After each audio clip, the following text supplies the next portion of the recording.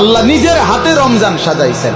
আল্লাহ বলে, বান্দা শোনো আমি রমজানকে কেমনে সাজাইলাম। 1, পুরা মাস রোজা। 2, প্রতিদিন ইফতার। 3, প্রতিদিন সাহারি। 4, প্রতিদিন 20 রাকাত তারাবি। 5, শেষ দশকে এতেকাফ। 6, শেষ দশকের বেজর রাত্রিতে শবে কদর। এরপরে 7, একটা নফল একটা ফরজের সমান। 8, একটা ফরজ 70টা ফরজের সমান। 9, প্রথম দশক রহমত। 10, মাঝখানের দশক মাগফিরাত। 11, শেষ দশক জাহান্নাম থেকে মুক্তি।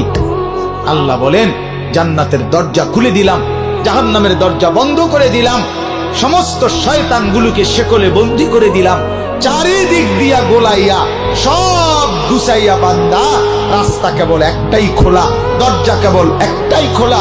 পুরা রমজান রাতে আসো, দিনে আসো, দুপুরে আসো, শুধু আমার গোলামি করবা, গুনাহ ছেড়ে দিবা, আর একটা দরজা দিয়েই সবাই ঢুকবা। শুধুই জান্নাত, শুধুই জান্নাত, শুধুই জান্নাত, শুধুই জান্নাত।